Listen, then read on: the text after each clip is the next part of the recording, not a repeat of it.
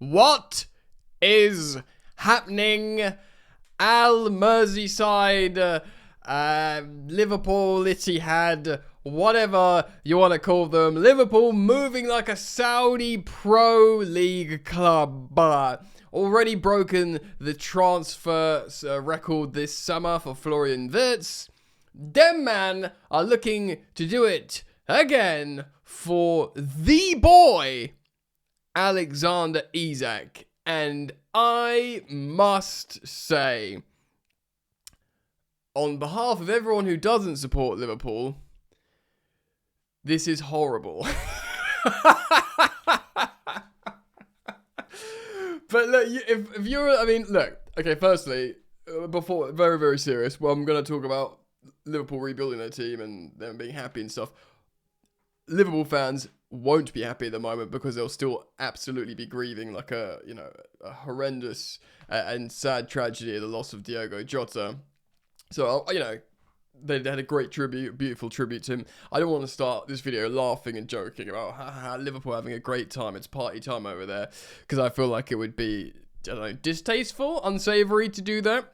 So, I'm not suggesting for a minute it's all smiles and party time at Anfield because of a horrendous tragedy. But moving from that into football, we have to discuss the developments of this sporting project. Yeah, man, we're going to react to this horrendously scary piece of journalism from David Ornstein on The Athletic in just a moment.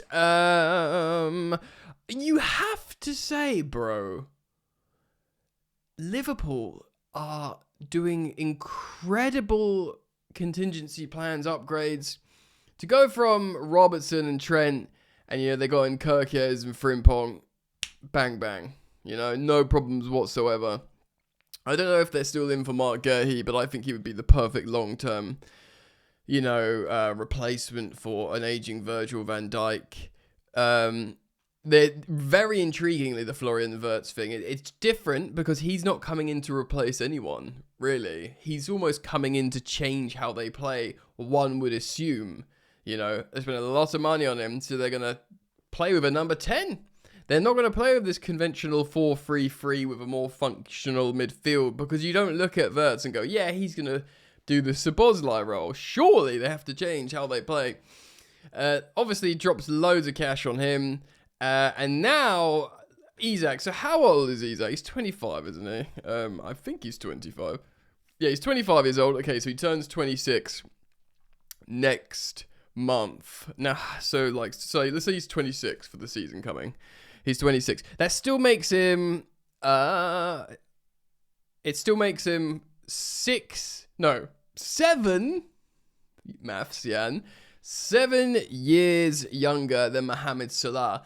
And you will be looking at Alexander Isak to replace the goals of Mo Salah long term. So say Salah might go next summer. I know he's got a 2-year deal, but they might sell him to the Saudi Pro League or something next summer, make some money off him because Isak's banging in the goals, because Florian Wirtz is cooking. Like, that could happen. I'm sure many Liverpool fans, if stuff happens in that order, they'd be like, yeah, sweet. No worries. By the way, welcome back to Football Yannick. Thank you to all of you who hang out with me here on the channel for daily footballing content. And if you enjoy it, then why not hang out, like and subscribe, man. We're on the road to 20,000 subs, which is awesome. So yeah, I'm going to be looking at this. Sigh. Liverpool have made an approach to sign Alexander Isak from Newcastle United. The Merseyside club say no formal offer has been submitted, as they are well aware of Newcastle's stance, and it's always been Isak is not for sale. Remember, the tuna in the Champions League as well, they got that money. However, they have communicated their interest to do a deal in the region of £120 million, baby. What's that, about 150 million euros? Liverpool's admiration of the 25-year-old is long-standing. By the way, quickly, he himself has come out saying he'd love to join a team in the Premier League with a rich history in European football or something. He's something along those lines. Which, everyone was probably thinking Liverpool. I mean, Arsenal fans went, when he said that. But, wow. Eintracht Frankfurt forward Ugo Ekitike has also been among those on their radar. There have been no official contact from Liverpool to Eintracht. Newcastle, of course, themselves are working to recruit Ekitike from Frankfurt, but have yet arranged an agreement with Frankfurt for the 23-year-old France youth international. Sensitivities around Liverpool remain understandably high following the tragic death of Diogo Jota earlier this month, like I said at the top of this video. But there is an awareness they may need to make further additions this summer. The Athletic reported on Tuesday Liverpool's focus when it comes to incomings on finding a top number 9 as they seek to strengthen the forward line. Liverpool have already broken the transfer record this summer with the addition of attacking midfielder Florian Wirtz, which is 100 million plus 16 million in add-ons, so 116 million, which is just pips Moises Caicedo to Chelsea. Earlier on Tuesday, Liverpool rejected a 67.5 million euro, so what's that, 60 million euro odd bid from Bayern Munich for their winger Luis Diaz, with the Colombian making it clear he wants to leave the Premier League side. I think he wants to go to Barcelona, the winger. Isak scored 62 goals in 109 appearances, which is obviously an elite return, but it feels like that it's weighted more recently as well in the latter appearances. Like, he's found form, he's settled now. Do you know what I mean? So that ratio for me could even go up. In his appearances for Newcastle since joining from Real Sociedad in a deal worth in the region of 60 million quid. So lest we forget, they spent a lot of money on Isak. 60 million quid, It's a lot of cash. Last season was his most prolific in England. He got 27 goals in 42 games. As Newcastle qualified for the Champions League with a 5th place finish. They kind of fell in backwards, didn't they, though? He's got 3 years remaining on his contract. Liverpool are without an established first choice up front. Federico Chiesa is a considered option there. What? Where's that come from? Surely every other player is a considered option there except him. He doesn't even get off the bench for his preferred positions. Napoli and Al Hilal have been monitoring Darwin Núñez. He's wanted that Saudi money for a while, I think, Darwin. It's expected a move for him will progress soon. Right, so let's just finish this. So Liverpool mean business. This is analysis by a guy called Greg Evans. The interest in Isak highlights the determination at Liverpool to build on last season's title success and dominate for years to come. Yuck. Discussions around strengthening the centre-forward position have taken place for some time, and they were likely to advance in the summer, even before the tragic passing of Diogo Jota. Liverpool have always been aware of the difficulty of doing a deal to take Isak out of Newcastle. Similarly, Arsenal were interested, weren't they? And they were just like, this is going to be tough. I think even Chelsea, my mob, were keen at one point until they were like, nah, this ain't going to work. And understand they would have to fix up Darwin Núñez with a move elsewhere to cover some of the cost. Yet the desire to bring in a player of his quality, even after the record signing of Florian Wirtz, shows they mean business and are about staying out in front. Yeah, pretty horrendous for us rivals.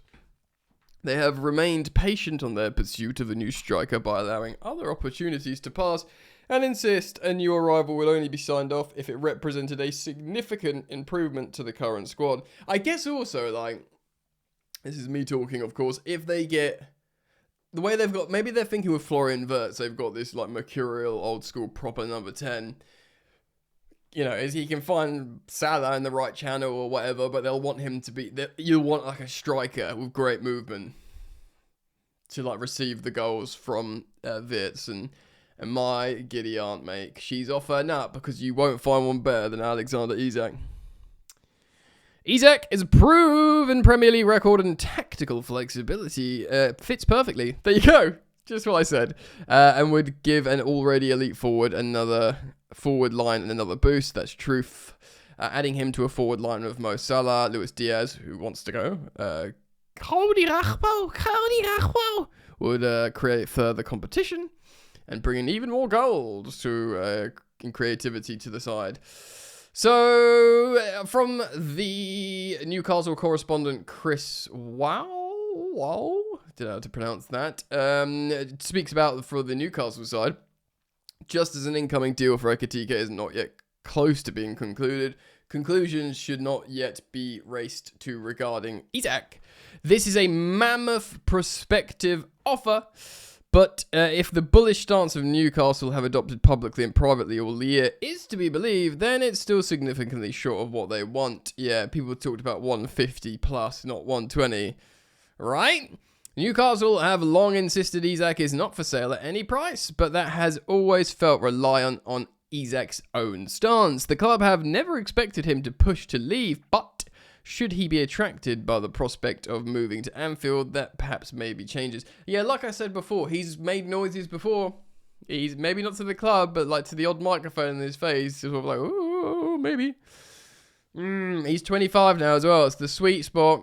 It's the biggest contract of your life. You could wait another year or so, but yeah, man.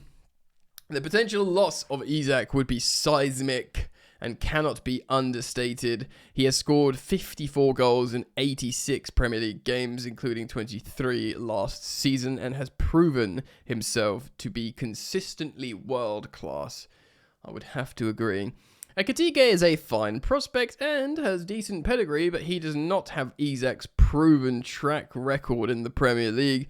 Signing the Frenchman would definitely soften the blow in losing Isak should the Sweden international depart, but eventually will still dent Newcastle given they've been adamant they would not lose their star striker. The situation has not escalated as quickly as that yet, but whatever incoming outgoing guys, Newcastle's transfer business. Yeah, Newcastle are in the Champions League. They're not like screwed financially. They got that money they needed from the Champions League, which we always thought was going to be them going, right, you're staying here. And of course, they got Elanga now, which will be fun, cooking. You know, maybe, even if it's just another season with Isak, they'd still get loads of money when he's got 2 years left on his deal. And he'll have, as a 26-year-old turning 27, he'll still have that, 5-year contract, prime age contract offer in front of him, you'd think. All right, so let's talk about it. It's a frightening prospect. You'd have to be thinking very positively about the rebuild on the pitch. If you're as a Liverpool fan, I mean, Wirtz, Salah, Isak, it's pretty horrendous. Yeah, man. I mean, wow. They would just be. I think they're already favourites to win the Premier League. If they get him, like, sewn up, man. Sewn up. Yeah, very interesting indeed. I assume they've got. I mean, we've said this many times covering Liverpool. I think they're being linked with Rodrigo. I mean, everyone's being linked with Rodrigo. I almost considered doing a video on it here until The Athletic published this article on Isak. I mean, they've just got the money. They did. They only bought Chiesa last summer. They had the Champions League money. They didn't spend in the transfer window. They got a new coach. Do you know what I mean? Like they're obviously going to spend a bit more this summer regardless. On top of that, they won the Premier League title, so more money. But I don't think anyone anticipated this spend. This is crazy freaking money, bro.